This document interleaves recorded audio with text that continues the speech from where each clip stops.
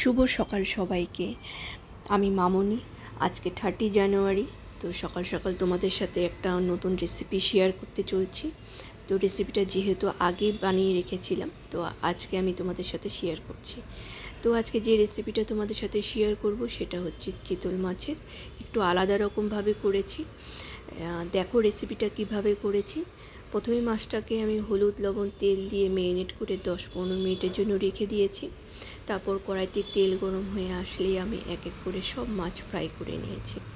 তারপর একটা paste ready করেছি। পেস্টটাতে দিয়েছিলাম আমি কিশমিশ একটু বেশি পরিমাণে, আদা, লঙ্কা, পেঁয়াজ আর একটা ছোট টমেটো। তো কড়াইতে আমি শুকনো লঙ্কা ফোড়ন দিয়ে আমি পেস্টটা দিয়ে দিয়েছি। তারপর একটু লবণও দিয়ে দিয়েছি পরিমাণ মতো।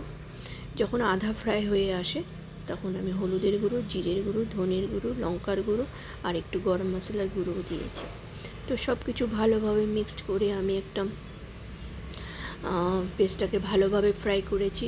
সামান্য জল দিয়ে আমি ফ্রাই করি, যেহেতু গ্যাসের ফ্লেমটা কম করে।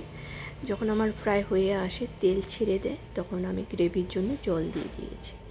জলটা বয়েল হয়ে আসলে এক এক করে আমি মাছগুলো দিয়ে প্রায় আবার 10 মিনিটের জন্য আমি সেটাকে বয়েল করি।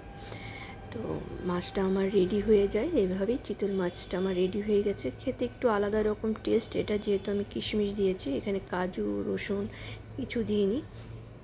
তোমরা এইভাবে দেখতে পারো, একটু আলাদা রকম টেস্ট আসে। একরকম রান্না সবসময় ভালো লাগে না, একটু আলাদাভাবে করলে তো গ্রেভির টেস্টটা একটু আলাদা আসে। আজকে যে রেসিপিগুলো তোমাদের সাথে শেয়ার করেছি, চিতল মাছের রেসিপিটা, সেটা আমি 1 জানুয়ারিতে বানিয়েছিলাম। দিতে একটু লেট হয়ে গেছে তোমাদের সাথে শেয়ার করতে। তো কেমন লেগেছে রেসিপিটা আমাকে অবশ্যই জানাবে। আর আজকে এখানেই রাখছি। তোমরা সকলে খুব ভালো থেকো। ধন্যবাদ।